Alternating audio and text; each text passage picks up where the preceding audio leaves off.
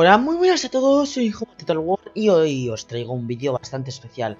¿Por qué? Porque este va a ser un vídeo tutorial del Hearts of Iron 3. Bien, vosotros sabéis que me considero bastante bueno jugando al Hearts of Iron 3 y creo que vosotros también lo pensáis.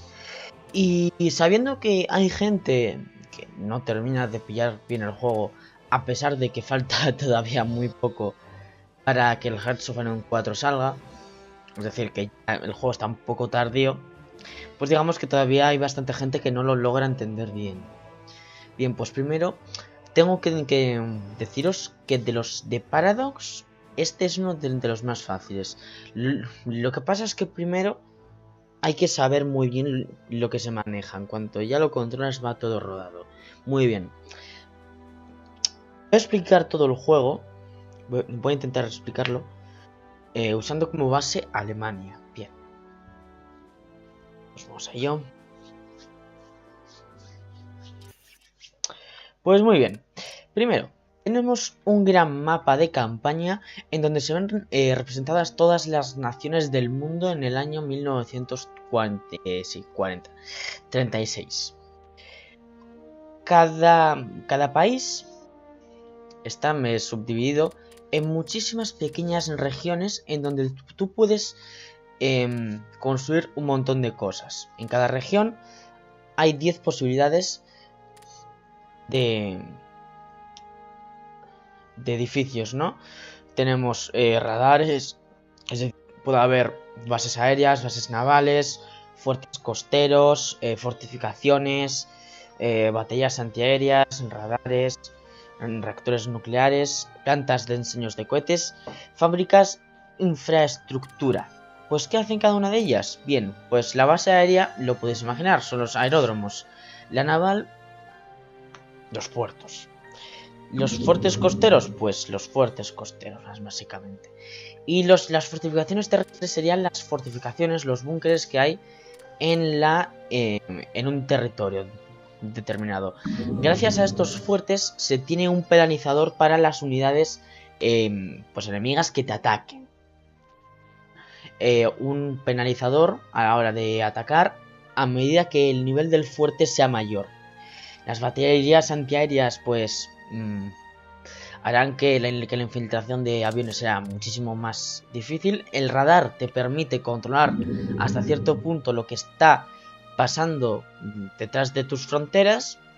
La planta de diseños de cohetes te permite desbloquear una serie de tecnologías. La capacidad industrial te da industria, obviamente, hay que ser muy listo. Y la infraestructura es, digamos, los caminos, los trenes, etc, que tiene esa región. La infraestructura es muy importante para el manejo de los suministros. Es muy importante disponer de una buena red de infraestructura. Muy bien. Después de esta pequeña introducción a lo que serían las regiones y tal, bueno, se me olvida una cosa. Las regiones se suelen englobar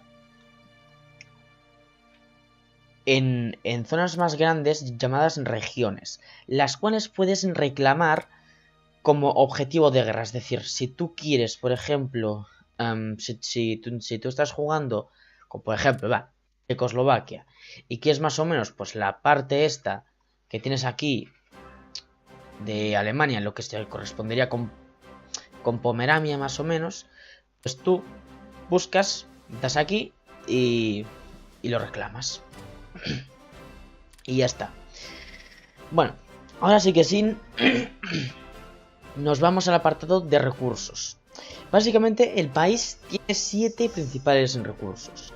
1. La energía, que es electricidad, que permite a tus fábricas, a tu capacidad industrial, realizar el trabajo que tú le pides. Es decir, que es algo muy importante. Muy bien, luego tenemos también el metal. El metal también es muy importante. En caso de que se te escasee, vas a tener una reducción brutal de lo que sería la capacidad industrial del país. Así que es muy importante asegurarse, mantenerse un flujo continuo de metal, ¿no? Asegurarse su suministro. Se usa principalmente para el reclutamiento de unidades, de infraestructura, etc, etc, etc. Y luego tenemos los materiales raros, que también producen ese efecto en la capacidad industrial de tu país en el caso de que estos escaseasen. Se usan para la fabricación de ciertos componentes especiales para la producción bélica, ¿no? Y luego también tenemos el crudo, que es una materia prima increíblemente barata, de la cual se saca bastante poco y cuya producción se basa principalmente aquí, aquí, aquí, aquí y aquí. No hay muchos lugares que puedan producir petróleo, o eso creo yo. Y principalmente se usa para refinarlo y construir y obtener a partir de ahí el combustible, el cual ya explicaremos más adelante. Luego tenemos los suministros. ¿Qué son los suministros? Los suministros es el conjunto de alimentos, de municiones, de equipamiento militar que tus unidades necesitan para realizar su trabajo, su labor correctamente. Todos los suministros creados se concentran en tu capital, desde donde a partir de ahí se distribuyen a lo largo de la geografía de tu territorio para dárselo a todas tus unidades por igual. En caso de que se te escaseasen los recursos, los suministros en una unidad, pues entonces sufrías, por así decirlo, una disminución brutal de la capacidad de combate de esa unidad. ¿Por qué? Pues porque no puede disparar, bueno, o poco puede disparar, no tiene comida, no tiene alimentos, así que para esa unidad va a ser muy complicado realizar su trabajo, que es el de intentar derrotar al enemigo. Y luego tenemos el combustible, que se usa principalmente para los barcos, para el combustible de los barcos, el combustible de las unidades blindadas, motorizadas, blindadas, etc, etc. Y luego también tenemos el dinero. El dinero es muy importante en juegos como los Total War, que es una de las bases del juego. El dinero también es bastante importante en el Europa Universalis 4 y en el Crusader Kings 2, pero aquí no es tan importante. Básicamente el dinero se usa para la financiación de tratados comerciales y para gastárselo en la aprobación de diversas leyes. Para poco más se usa. Muy bien. Luego tenemos aquí los recursos humanos. ¿Qué son los recursos humanos? Es el conjunto de ciudadanos varones que se encuentran en condiciones y en la edad apta para ser llamada a filas, para ser reclutada. ¿Para qué se usan estos recursos humanos? Se usan principalmente para dos cosas: para reclutar divisiones y para reponer las bajas que esas divisiones tienen a lo largo de la guerra. Por ejemplo, si nosotros queremos reclutar una división de algo, por ejemplo de motorizada, voy a hacer ahí esto porque sí, bueno, pues entonces los hombres que compondrán esa unidad vendrán de aquí. La cantidad de recursos humanos viene determinada por la cantidad que tengas al principio del juego, por los recursos humanos que se vayan añadiendo mensualmente, lo cual viene a su vez determinado por las leyes que tengas de reclutamiento, viene también determinado por la tecnología y así, la verdad. Espero que con esto os enteraréis un poquito mejor de para qué sirven los recursos humanos. Y bueno, luego también tenemos los puntos de influencia diplomática, que son los puntos que tu país tiene para realizar tratados diplomáticos, ¿no? Luego tenemos aquí el espionaje. El espionaje, bueno, este símbolo de aquí representa el número de espías que tienes libres sin hacer ningún trabajo. Los espías son muy importantes, sobre todo al principio de la campaña, para realizar acciones encubiertas que a la larga te beneficien a ti. Ya explicaremos mejor cómo se usan los espías y dónde se crean y todo eso. Luego tenemos aquí la disensión. ¿Qué es la disensión? Esto de aquí es la disensión. Entonces, ¿qué es la disensión? La disensión es la infelicidad a corto plazo que tiene la gente. Si se mantiene a cero, perfecto. Si se mantiene a cero, perfecto. ¿Qué pasa si aumenta disensión? Por pasar, no te pasa nada. Lo que te hace es bajarte la capacidad industrial. Si, bueno, a medida que la tengas más alta, más baja será tu capacidad industrial. Y luego tenemos aquí la unidad nacional, que es, pues, que es por así decirlo, la voluntad de la gente que tiene para continuar la guerra. La unidad nacional es muy importante porque gracias a ella y a la combinación de los puntos de victoria que tiene tu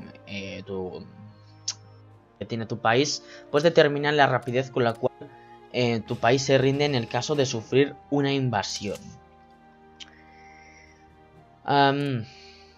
Y por último, voy a terminar aquí con esta pestañita de aquí que a más de uno le puede parecer un poco raro. A ver, esta es la pestañita de la industria. Vale.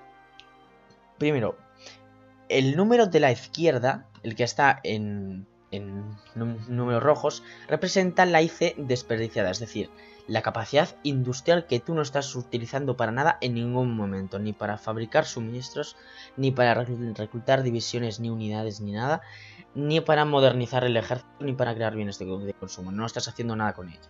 Luego, en el medio tenemos la IC básica. ¿Y qué es la IC básica? Es la capacidad industrial que tiene tu país sin aplicarle ningún penalizador ni ninguna bonificación de leyes, ni de tecnologías, ni de nada. Y la que tenemos a la izquierda es la capacidad industrial total, que es la IC que tú tienes.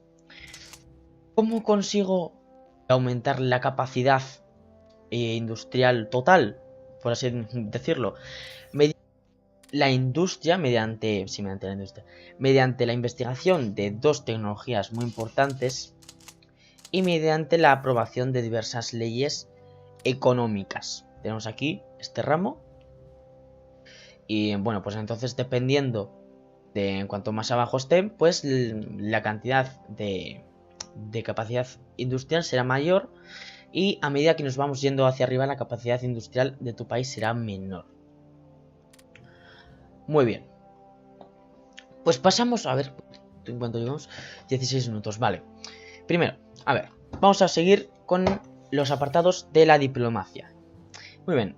El Hearts of Iron 3 se basa en la serie de conflictos que se crean a partir de la existencia de tres grandes bandos mundiales. El Eje, los aliados y el Comintern. Muy bien. Bueno, los países miembros de cada facción irán poco a poco yendo, pues atrayendo a más países, a los países que más les interesen que se metan, ¿no? Los irán atrayendo poco a poco a su esfera. ¿Y cómo se hace eso? Dándole a esto de influir nación. Para influir a alguien tienes que ser miembro de una facción en concreto. Y puedes influir a cualquier país, salvo que no esté en ninguna otra facción. Por ejemplo, si yo estoy jugando con Alemania y quiero influir a Arabia Saudí, yo no la puedo influir porque no está en ninguna facción. Sin embargo, yo no puedo influir a Oman, por ejemplo, porque ya están los aliados. Es decir, es completamente, pero que completamente imposible el hecho de cambiar de facción durante la guerra. No, mira, esto no sabía. Bueno, y luego, lo que sería la diplomacia pura y dura, tú puedes realizar una serie de acciones diplomáticas, como por ejemplo declararle la guerra, lo cual se me es prácticamente imposible, porque nuestra neutralidad es mayor que la amenaza que nos profesa Albania. En el momento en el cual nuestra neutralidad sea menor que la amenaza que nos da un país que nos da un país, pues entonces podremos declararle la guerra sin ningún tipo de problemas, porque podremos. Pero hasta que eso ocurra no podemos hacerlo para nada. Luego también tenemos otra serie. Voy a hacer esto. También podemos hacer otra serie de cosas, como por ejemplo ofrecer alianza, en la cual solamente se puede hacer si eres un país independiente y te alías con otro país independiente, es decir, que no está en ninguna facción, y que solamente se puede hacer si tu neutralidad está menos de 25. También podemos pactar pactos de no agresión, que consiste en que tú no puedes atacar a un país, luego no puedes atacarlo porque si no... Bueno, es que no puedes, no puedes, es que no... Bueno, que me lío, vaya. Luego, proclamar garantía. ¿Qué es una garantía? La garantía consiste en que si tú garantizas a un país, pues eso significa que si un país ataca al país garantizado, tu país está obligado a apoyarle en esa guerra. Luego también tenemos los derechos de tránsito, dar, etc, que sería como el acceso militar. Con esto hay que tener bastante cuidado porque mucha gente se suele confundir cuando están empezando. Que tengas acceso militar por un país no significa que tengas los suministros asegurados. De hecho es al contrario. Si tú tienes divisiones estacionadas en un país que no es ni títere ni es de tu misma facción, a tus divisiones no les llegan ni suministros ni refuerzos ni reposiciones de hombres, así que se quedan sin suministros, sin organización y acabarán perdiendo hombres, ¿vale? Y luego también tenemos la opción de invitarlos a la facción, lo cual solamente se puede hacer si su aproximación es lo suficientemente grande y si su neutralidad es menor a 25. Luego también podemos embargarlos, que es impedir que comercien con vosotros, comprar licencias de producción, que es básicamente pedirle a un país copiarle lo que sería el modelo de una unidad y hacerlo tú mismo en tu propio país. Luego también tenemos permitir deuda, influir en la nación en caso de que estemos en una facción y ofrecerles tratados comerciales. Muy bien. Luego también tenemos la producción. La producción es una de las cosas más importantes del juego, quizás la mayor. Es la más importante de todas. Muy bien. Veréis que a la derecha tenéis una serie de barritas. Bien, las barritas estas representan la cantidad de capacidad industrial que se destina a cada cosa. Hay básicamente 5. Bueno, esta es nueva, entre comillas, pero son básicamente 5. Primero las que son las modernizaciones, que son las actualizaciones de las unidades, de las tácticas. Claro, hay que sustituir a los coches blindados por unos más modernos, hay que sustituir los tanques, etc. Estos son ejemplos para que os deis cuenta de lo que estoy hablando. Luego también tenemos la opción de reforzar nuestros ejércitos, que consiste en que tú si tienes bajas, para reponer esas bajas, pues tienes que darle barrita para poder hacer que tus unidades recuperen su número normal. Luego tenemos los suministros, que bueno, lo necesario aquí te pone es la cantidad de IC que tú tienes que destinar a la creación de suministros, ¿no? Para tener super y no pasar agobios con el tema de los suministros. Luego también tenemos los bienes de consumo, que se refieren a la cantidad de IC que tienes que destinar a la fabricación de bienes de consumo para que la disensión no aumente. ¿Vale? Eso es muy importante. Y luego en la producción es la cosa más importante de todas. ¿Por qué? Pues porque gracias a la producción puedes reclutar divisiones, puedes reclutar barcos, puedes reclutar de todo. Puedes reclutar aviones, gracias a ellas puedes construir plantas de ensayos de cohetes, convoyes, escoltas, etc, etc, etc, etc. A ello puedes construir todo lo que te salga de la gana y hacer que tu país tenga mayor poder militar y mayor poder económico, etc, etc, etc. Luego, por último no, lo siguiente. Tenemos la tecnología. ¿Qué es la tecnología? Es, digamos, el nivel de avance que tiene tu país en cada aspecto del juego. Por ejemplo, esta rama de tecnología se refiere a las últimas actualizaciones que tienen tus unidades de infantería.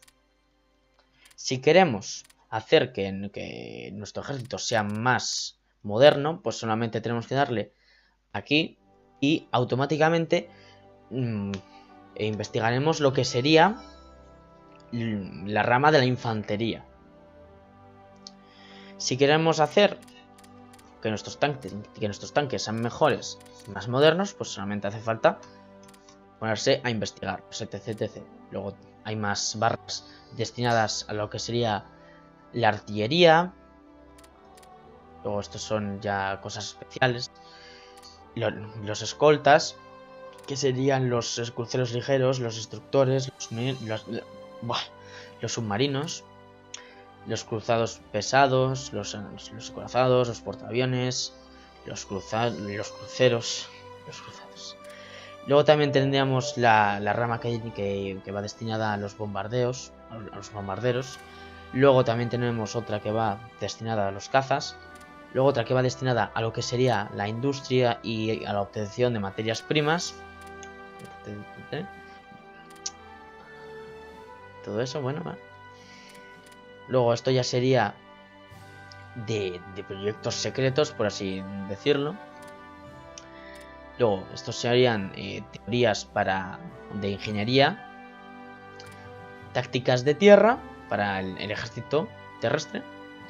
Luego estos serían las tácticas para la armada y estos serían las tácticas para la fuerza aérea. Muy bien. Ah, por cierto, y la cantidad de tecnologías que puedes investigar en un mismo tiempo viene determinada por dos cosas.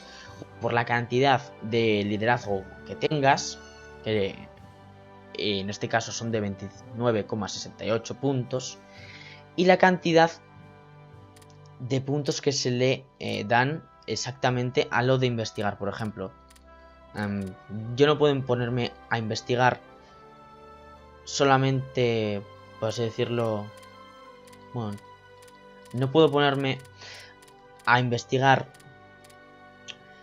9 cuando solamente destino 8 puntos de liderazgo. Gracias a esta barrita se pueden obtener espías, se pueden obtener puntos diplomáticos y se pueden obtener los oficiales. La cantidad de oficiales que se forman viene determinada asimismo por, ¿cómo decirlo? Por la cantidad de puntos de liderazgo que se aplican para esta labor y de la tecnología. Y es de una ley especial que es la ley de reclutamiento, la cual te permite dar más oficiales utilizando la misma cantidad de puntos de liderazgo. Muy bien. Luego tenemos también la política. La política, la verdad es que importa bien poco. En este caso, este gobierno no celebra elecciones, pero en el caso de que las celebrara, no importa para nada que cambiemos de gobierno. Es que no importa nada, no importa nada, cero. Aquí en este apartado lo que importa son los ministros. Cada ministro te da una serie de bonificadores y de penalizadores según sea su carácter. Por ejemplo, vemos que este hombre, ¿no? Pues nos da... ¿cómo decirlo? Que nos da unos efectos que nuestra susceptibilidad hacia el eje es de un 10%. Luego también tenemos la opción de cambiarlos según nos parezca. Por ejemplo, no queremos a este ministro porque vemos que sus efectos no son nada, que no nos interesan, pues lo podemos sustituir, como por ejemplo, pues por este hombre de aquí. O por ejemplo, este no nos gusta, pues podemos sustituirlo, pues por ejemplo, por uno que nos interese, como por ejemplo Joseph Goebbels, que nos da un modificador de liderazgo del 5%. Y así, hasta que encontremos los ministros que queremos que mejor vayan para nuestro país. Los que más recomiendo yo para jugar en lo que serían los diferentes apartados, primero serían, pues esto ya a gusto del jugador, lo que serían los ministros de defensa e intentad a los que os dan más capacidad industrial, pero en el caso de que no los haya, pues buscad los que os den más suministros o los que os den más recursos. Luego, para los ministros de seguridad, intentad buscar gente que os dé más liderazgo. Luego, esto ya es a gusto del consumidor. En el jefe del Estado Mayor tenéis que buscar a gente que os dé más rendimiento de suministros, o en su defecto que intente tener un bonificador positivo a los recursos humanos. Y en el jefe del ejército de tierra, pues intentad tener ministros que os dé menos consumo de suministros. Muy bien. En esta barrita os dan la organización que tienen los diferentes partidos que hay en tu país en este momento de la partida. Puedes subir la organización y la popularidad de estos partidos mediante una opción que tenemos en la inteligencia, que luego veremos más detenidamente. Aunque esto da igual por completo porque el gobierno va a seguir siendo el mismo. Muy bien. Luego, pues aquí abajo tenemos diversas pestañitas que simbolizan las diversas leyes que tiene el país en ese momento en concreto. Hay 7 tipos de leyes: la ley civil, la ley de reclutamiento, la ley económica, la ley de educación, la ley de política industrial, la ley de prensa y la ley de instrucción. Cada una de ellas os da una serie de bonificadores o de penalizadores. Por ejemplo, la ley civil pues va aumentando poco a poco desde la sociedad abierta hasta el sistema totalitarista, que os da bastantes beneficios, pero que sin embargo os da problemas en el sentido de que da más eficiencia a los partisanos. Luego, en la ley de reclutamiento va totalmente dirigida a 3 grandes factores. 1. La cantidad de recursos humanos que ganas al mes. 2. A la cantidad de hombres que tienen tus brigadas en la paz. Y 3. La cantidad de oficiales que se reclutan. A medida que se va subiendo de ejército voluntario al servicio por requerimiento, pues irán aumentando tanto los recursos humanos como los hombres disponibles en cada brigada en paz, como a los oficiales que se reclutan. En concreto, con esto hay más o menos, creo que del 10% del ejército movilizado, por así decirlo. Luego creo que era como un 25%, este era un 50% de las unidades llenas, este era el 75% de las unidades llenas, y pues este sería ya pues algo especial que solamente se usa cuando tu enemigo está en una posición de capacidad industrial muy fuerte y que te da unos bonificadores increíblemente grandes para todo. Luego tenemos la economía de guerra que determina principalmente lo que sería la capacidad de la industria que tiene tu país y el dinero que ésta gana. Por ejemplo, la economía civil completa te da más dinero, pero tienes menos capacidad industrial y tienes menos bienes de consumo y menos recursos. A medida entonces que vamos avanzando en este mapa, poco a poco, llegamos a un momento en el cual pues tu capacidad industrial sería más alta y tendrías menos dinero, pero tienes además más recursos.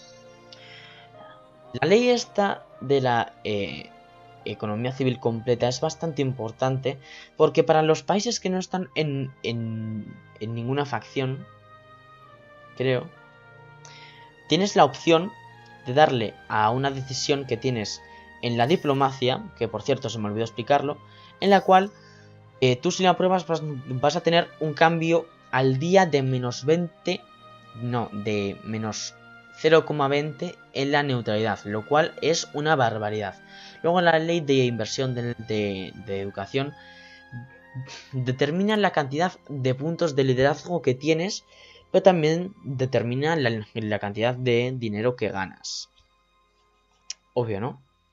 Luego tenemos también la ley de política industrial que determina la eficiencia de la capacidad industrial, de la disensión y los bienes de consumo en tiempos de paz. Y que va aumentando poco a poco para peor en bastantes sentidos. Por ejemplo, es que fijaros, nunca intentéis aprobar esta ley nunca. Es decir, en paz nunca. En guerra sí. Pero no subáis, estando en guerra, esto nunca. Porque si no, os va a bajar... Sí, os va a bajar. Os va a subir la disensión en picado. Y lo que tenéis que hacer para pues, evitar eso va a ser tener que realizar una inversión aún mayor en lo que sería los bienes de consumo. Yo creo que te aumenta una barbaridad, pero una barbaridad increíble. Yo creo que con Alemania creo que pasé una vez, que todavía no lo tiene el juego muy aprendido. Creo que pasé de gastarme como 12 de capacidad industrial a gastarme casi 80 para mantener la disensión. Muy bien, y luego tenemos la ley de prensa que te facilita muchas cosas en el sentido de la unidad nacional, te da una serie de bonificadores. Y luego por último que es la ley de instrucción que determina dos cosas: el tiempo que tarda una unidad en reclutarse y la experiencia que ésta tenga cuando sea reclutada. Y muy bien, luego aquí tenemos una serie de factores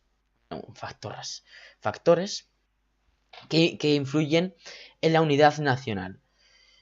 Los impactos de convoyes, el impacto de aliados y los bombardeos ayudan a bajar o a subir la unidad nacional dependiendo de si sus efectos son buenos o malos. Si te bombardean tu país, a las fábricas, a las infraestructuras, pues obviamente va a ser malo. Pero en cambio si tú lo haces a las del enemigo, pues la unidad nacional va a aumentar.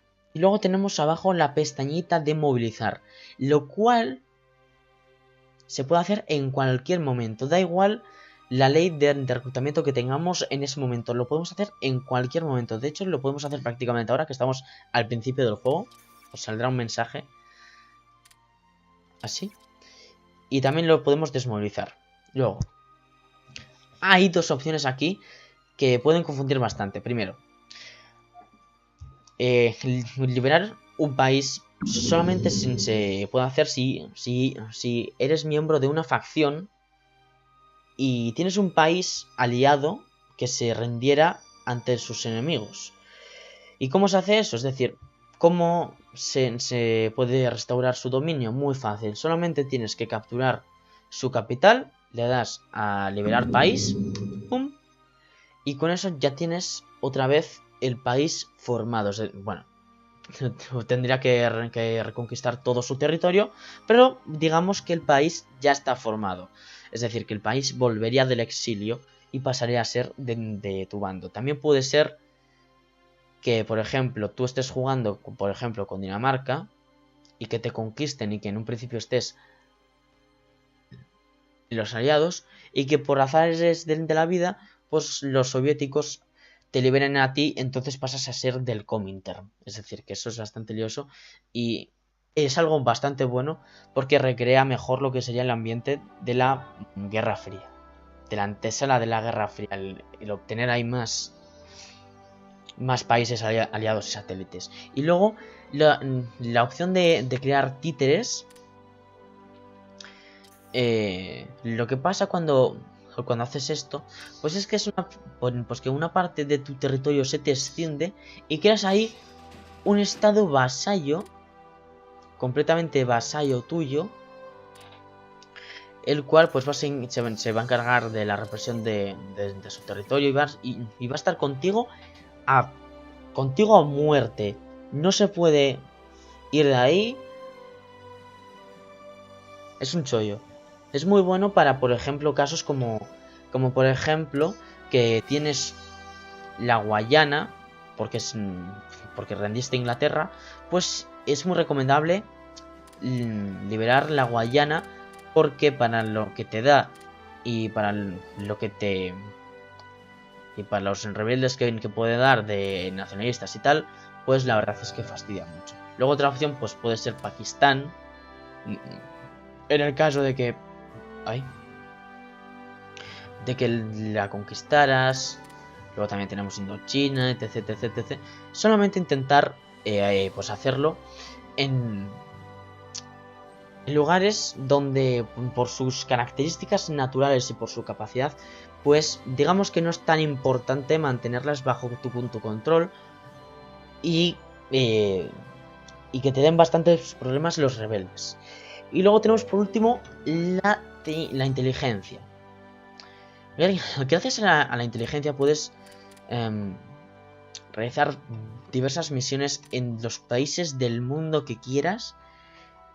Y la verdad es bastante interesante y bastante importante, sobre todo al principio del juego, porque puedes realizar bastantes cosas que son como por ejemplo el contraespionaje, el espionaje militar, el espionaje tecnológico, el apoyar al partido gobernante, apoyar a nuestro partido, desbaratar la unidad nacional, el aumento de la amenaza y el crear puntos para un golpe de estado, el cual no suele salir muy bien, ya os lo digo yo. La capacidad que tendrás tú para tú tener espías en todos los países viene determinado por la inversión que tienes en el apartado de espionaje aquí de tecnología. A cuanto más inviertas en espionaje, más espías vas a tener, más espías libres vas a tener y más espías puedes enviar a lo que serían las diversas partes del globo. Puedes enviarlas a lo que te dé la gana. Puedes hacer lo que veas necesario para alzarte con la victoria en este conflicto. Luego, por último, quiero hablar un poco de lo que sería el aspecto militar del juego. Muy bien. ¿Cómo empezar? Sí, a ver. Las unidades que combaten en el Hearts of Iron 3 son las divisiones. Las divisiones están compuestas por lo menos 2 brigadas. Si no hay por lo menos 2 brigadas, no es una división.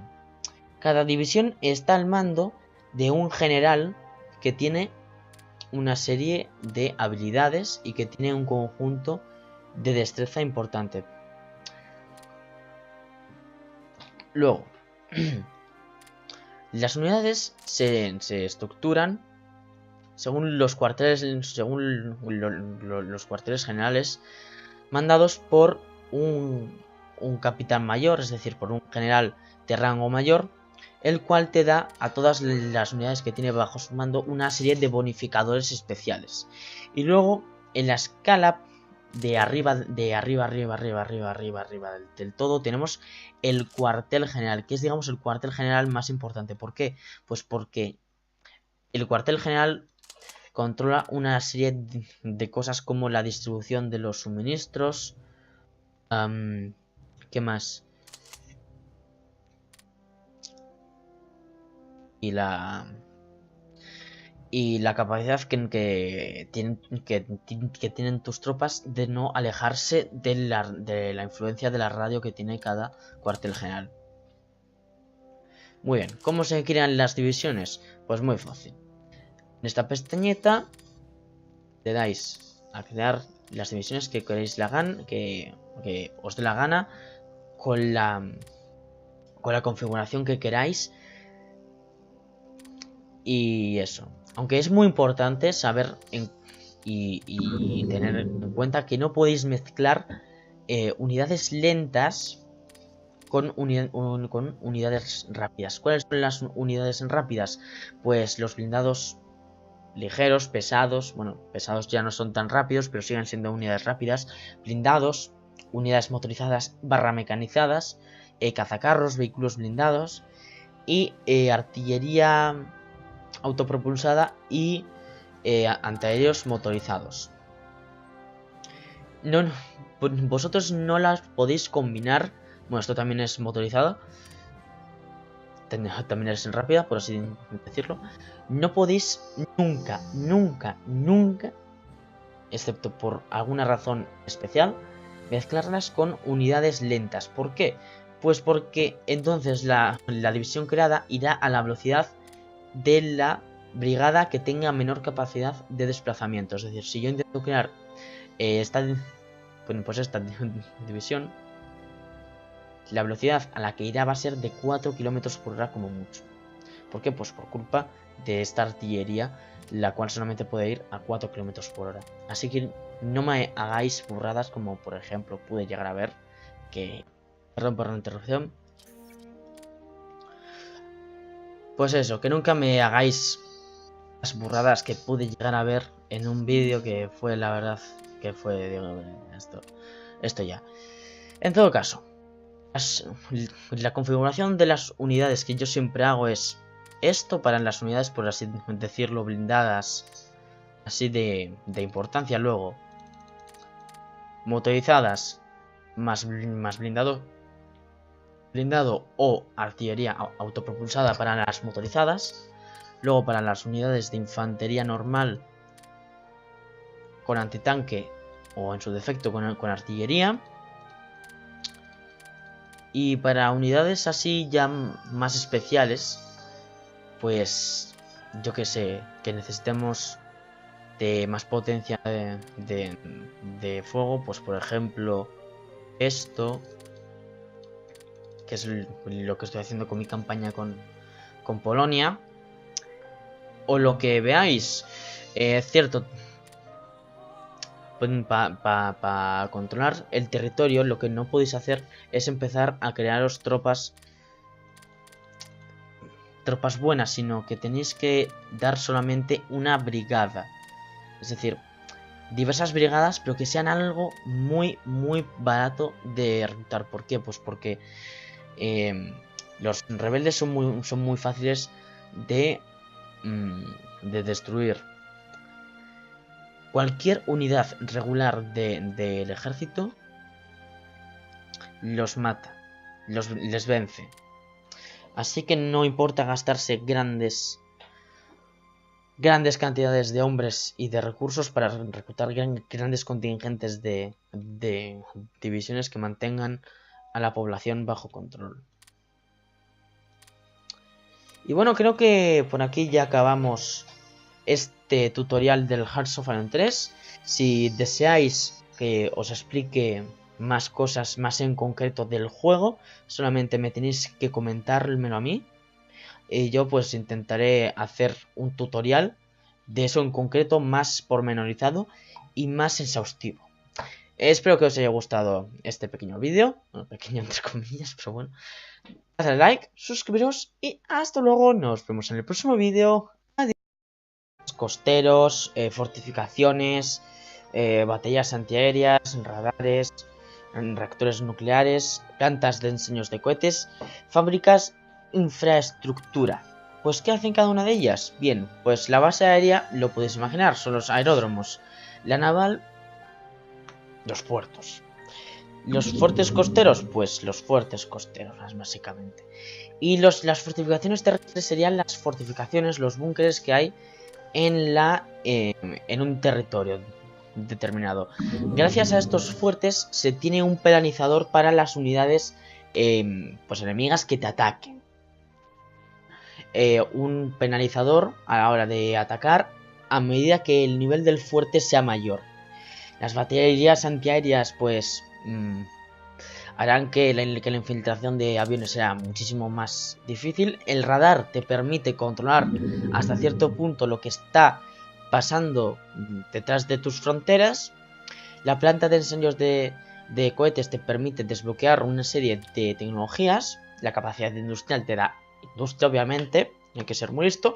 Y la infraestructura es, digamos, los caminos, los trenes, etc, etc, etc, que tiene esa región. La infraestructura es muy importante para el manejo de los suministros. Es muy importante disponer de una buena red de infraestructura. Muy bien. Después de esta pequeña introducción a lo que serían las regiones y tal, bueno, se me olvida una cosa. Las regiones se suelen englobar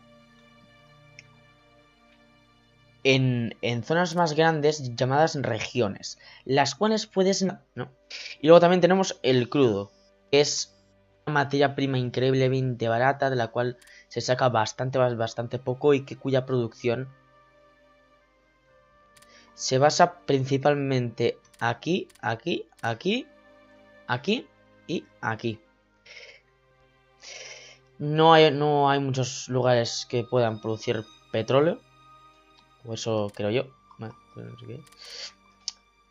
Y principalmente se usa para refinarlo y construir y obtener a partir de ahí el combustible, el cual ya explicaremos más adelante. Luego tenemos los suministros. ¿Qué son los suministros? Los suministros es el conjunto de alimentos, de municiones, de equipamiento militar que tus unidades necesitan para realizar su trabajo, su labor correctamente. Todos los suministros creados se concentran en tu capital, desde donde a partir de ahí se distribuyen a lo largo de la geografía de tu territorio para dárselo a todas tus unidades por igual. En caso de que se te escaseasen los recursos, los suministros en una unidad, pues entonces sufrirías, por así decirlo, una disminución brutal de la capacidad de combate de esa unidad.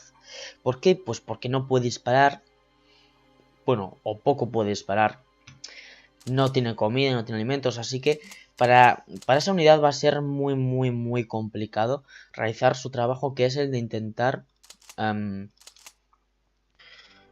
Hola, muy buenas a todos, soy Total War y hoy os traigo un vídeo bastante especial.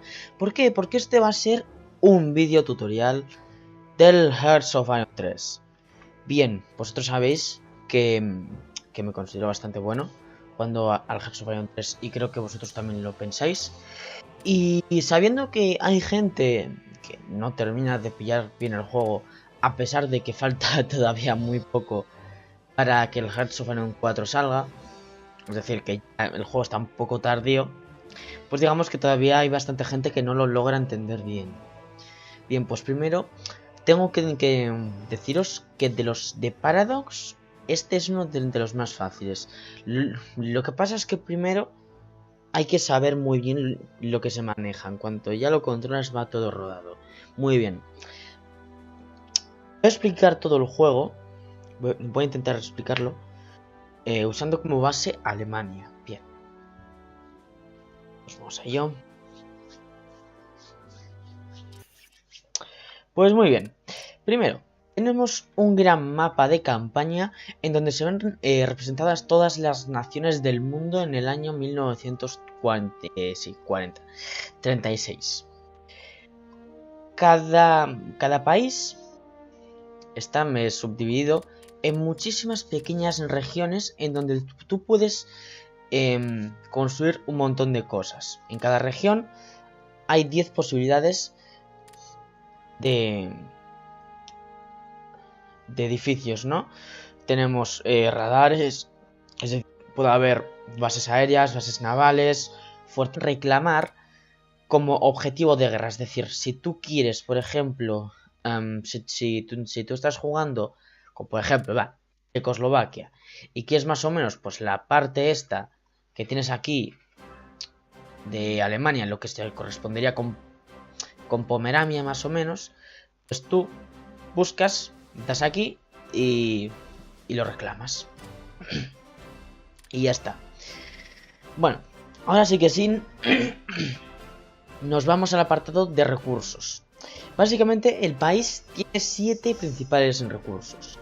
1. La energía, que es electricidad, que permite a tus fábricas, a tu capacidad industrial, realizar el trabajo que tú le pides. Es decir, que es algo muy importante. Muy bien, luego tenemos también el metal. El metal también es muy importante.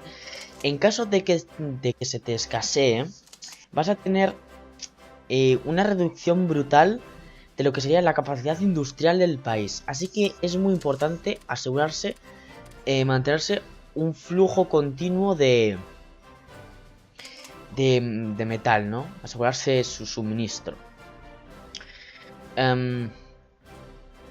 Se usa principalmente para el reclutamiento de unidades, de infraestructura, etc, etc, etc. Y luego tenemos los materiales raros, que también producen ese efecto en la capacidad industrial de tu país en el caso de que estos escaseasen. Se usan para la fabricación de ciertos componentes especiales, para la producción bélica, derrotar al enemigo. Y luego tenemos el combustible, que se usa principalmente para los barcos, para el combustible de los barcos, el combustible de las unidades blindadas, motorizadas, blindadas, etc, etc, etc. Y luego también tenemos el dinero. El dinero es muy importante en juegos como los Total War, que es una de las bases del juego. El dinero también es bastante importante en el Europa Universalis 4 y en el Crusader Kings 2, pero aquí no es tan importante. Básicamente el dinero se usa para la financiación de tratados comerciales y para gastárselo en la aprobación de diversas leyes. Para poco más se usa. Muy bien. Luego tenemos aquí los recursos humanos. ¿Qué son los recursos humanos? Es el conjunto de ciudadanos varones que se encuentran en condiciones y en la edad apta para ser llamada a filas, para ser reclutada. ¿Para qué se usan estos recursos humanos? Se usan principalmente para dos cosas: para reclutar divisiones y para reponer las bajas que esas divisiones tienen a lo largo de la guerra. Por ejemplo, si nosotros queremos reclutar una división de algo, por ejemplo de motorizado, voy a hacer ahí esto porque sí, bueno, pues entonces los hombres que compondrán esa unidad vendrán de aquí. La cantidad de recursos humanos viene determinada por la cantidad que tengas al principio del juego, por los